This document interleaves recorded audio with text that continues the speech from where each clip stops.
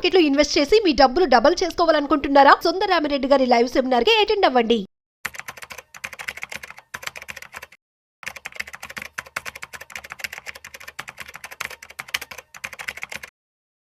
నమస్కారం అనిల్ సింగ్ గారు. నమస్తే శిరీష.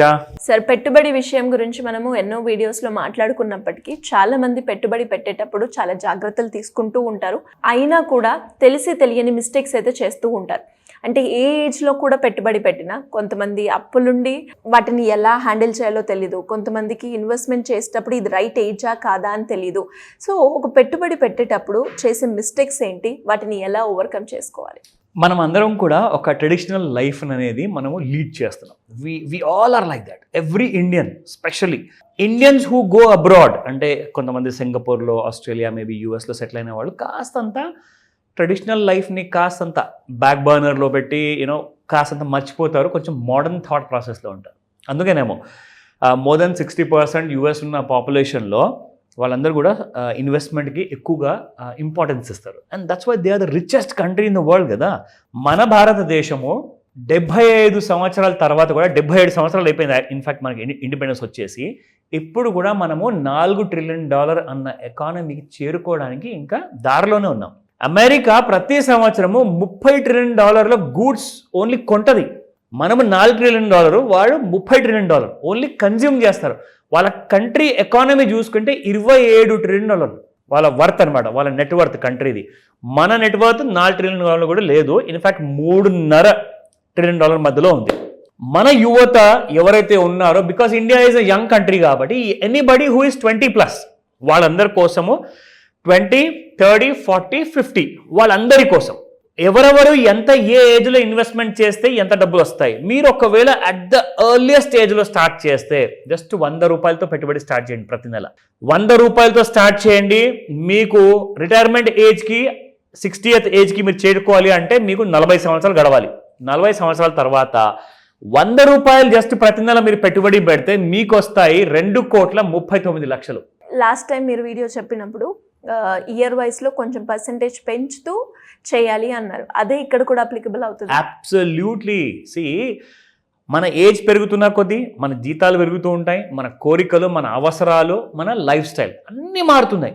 సో మీరు ఆ ఇంక్రిమెంటల్ గ్రోత్ అనేది పర్సనల్ లైఫ్లో చూసినప్పుడు ఫైనాన్షియల్ లైఫ్లో కూడా, ఫైనాన్షియల్ ఇన్వెస్ట్మెంట్ కూడా కాస్తంత ఇంక్రిమెంట్ అనేది చూపించాలి. సో నేనేమంటున్నానంటే, ఈ సంవత్సరం మొత్తం 12 నెలలు మొత్తం మీరు $100 పెట్టుబడి పెడితే నెక్స్ట్ ఇయర్కి వచ్చేసేసి 50% పెంచండి మీ పెట్టుబడిని, అంటే $50 మాత్రమే. సో ఆ $50 కాకుండా నెక్స్ట్ సెకండ్ ఇయర్లో మళ్ళీ మీరు $150 పైన మళ్ళీ 50% పెంచండి, అంటే $225 అవుతుంది. సో అలా మీరు పెంచుకుంటే 40 సంవత్సరాల వరకు 2,39,00,000 అబ్సల్యూట్ రిటర్న్స్ అంటున్నాను నేను. ఇది కూడా మినిమం నేను చెప్తున్నా. ఒకవేళ నేను మీకు ఇచ్చింది ఒక రూల్ ప్రకారంగా 12% అయితే మినిమం వస్తుంది ప్రతి సంవత్సరం అని చెప్పేసి, అదే 24% వచ్చింది అనుకోండి, ఈ 2,40,00,000 కాస్త మీకు 4,80,00,000 అయిపోతుంది. అంటే ఇట్ గివ్స్ డబుల్ అన్నమాట. అంటే పవర్ ఆఫ్ కంపౌండింగ్ అనేది పెరుగుతూ ఉంటుంది. సో మినిమం మాత్రం ఇది మీకు వస్తుంది. ఓకేనా? సో జనరల్గా నా దగ్గర ఒక చిన్న ఆన్లైన్లో రీసెర్చ్ చేస్తే ఏ ఏజ్లో ఎంతమంది ఏం టైం వేస్ట్ చేస్తున్నారు, ఎక్కడ వాళ్ళ ఫోకస్ అంటూ పోతుంది అన్న విషయం చెప్తే మీరు నిజంగా ప్లెజెంట్గా షాక్ అయితే ఎవ్వరు, మాకు ఇవన్నీ తెలిసిందే కదండి అంటారు. కానీ ఇవన్నీ మీరు తప్పులు చేయకుండా నేను చెప్పింది మీరు చేస్తే you will see a strong financial growth.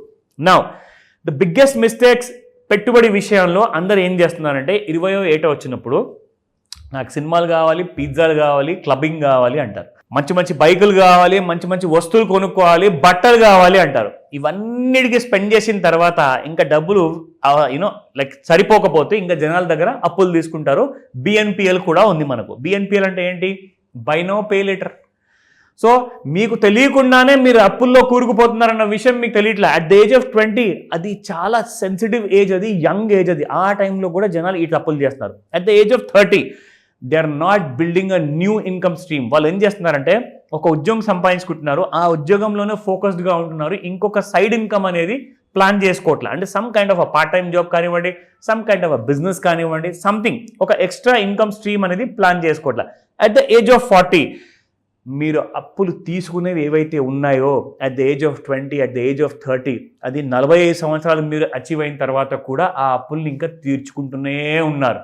నా దగ్గర అసలు అప్పులు కట్టడానికే డబ్బులు లేదు సార్ అంటే మీరు పెట్టుబడి అంటారేం సార్ అని చెప్పేసి నాకు చాలామంది చెప్పారు. దానికి ఎవరు బాధ్యులు?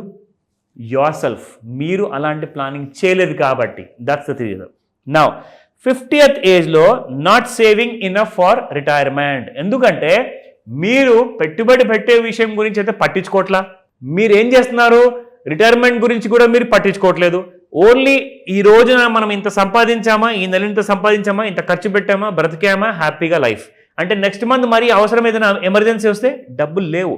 కానీ మీరు 100 రూపాయలు ప్రతి నెల అట్ ద ఏజ్ ఆఫ్ 20 మాత్రమే.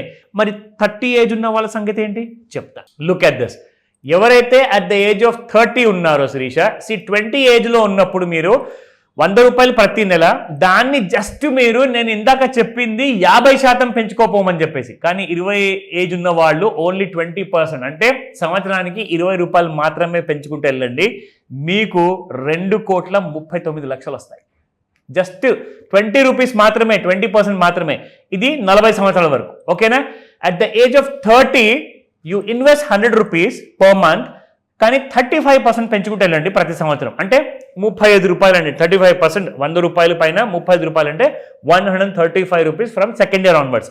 అది కూడా మీరు రిటైర్మెంట్ ఏజ్ మీరు 30 ఏజ్లో ఉన్నారు కాబట్టి 60కి రిటైర్ అవ్వాలి అంటే 30 సంవత్సరాలు మీరు పెట్టుబడి పెట్టాలి. మీకు ఎంత వస్తుంది అప్పుడు? 100 రూపాయలు ప్రతి నెల పెడితే 5,16,00,000 మీరు at the age of 30 start చేస్తే. నా అట్ ద ఏజ్ ఆఫ్ 40 ఒకవేళ మీరు స్టార్ట్ చేస్తే ఏం చేయాలి? ఎందుకంటే మీరు రిటైర్ అవ్వడానికి మీకు ఎక్కువ సమయం లేదు, ఓన్లీ 20 ఇయర్స్ మాత్రమే ఉందన్నమాట. సో 20 ఇయర్స్ ఉన్న వాళ్ళు ఏం చేయాలి అంటే 500 రూపీస్ ఎవ్రీ మంత్ మీరు పెట్టుబడి పెట్టేసి మినిమం 50%తో పెంచుకుంటూ వెళ్ళాలి ఎవ్రీ ఇయర్. అప్పుడు మీకు వస్తుంది 6,73,00,000 ఆఫ్టర్ 20 ఇయర్స్. ఎందుకంటే మీరు రిటైర్ అవ్వబోతున్నారు 60వ ఏట. నా 40 ఇయర్స్ వరకు మనం చెప్పామా? 50th ఇయర్లో మీకు ఇంకా 10 సంవత్సరాలు మాత్రమే ఉంది. మీరు రిటైర్ అవ్వబోతున్నారు. టెల్ మీ వన్ థింగ్, మీరు నిజంగా ఇక్కడ దాకా మీరు ఆగారంటే నేనేం చెప్తాను తెలుసా? దానికి అర్థం ఏంటంటే ఫైనాన్షియల్ టర్మినాలజీలో you have miss the train అనమాట. You have miss the train for a secured financial future. So మీకేం దక్కుతుంది ఆ ఏజ్లో మీరు ఒకవేళ ఇన్వెస్ట్మెంట్ చేస్తే అంటే మీరు ప్రతి నెల 5,000 రూపాయలు అట్ ద ఏజ్ ఆఫ్ 50 మీరు పెట్టుబడిగా పెడితే దాన్ని మీరు ప్రతి సంవత్సరము 10 సంవత్సరాల వరకు 50%తో పెంచుకుంటూ వెళ్ళినా మీకు ఎంత వస్తుంది 10 ఇయర్స్ తర్వాత? 1,11,00,000 ఓన్లీ. పథెటిక్. మీరు 50 ఏళ్ళ ఏజ్ ఉన్నప్పుడు 60వ ఏట మీరు జస్ట్ 1 కోటి రూపాయలతో రిటైర్ అయితే మీకు ఏం సరిపోతుందండి? ఇక్కడ మీరు చూసుకుంటే హైయెస్ట్ అమౌంట్ ఎంతవరకు వచ్చింది శిరీష?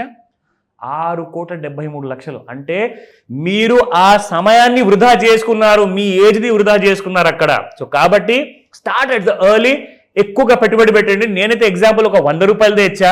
నేను అనుకుంటే మీరు ఈజీగా ప్రతి నెల 1000 రూపాయలు పెట్టచ్చేమో.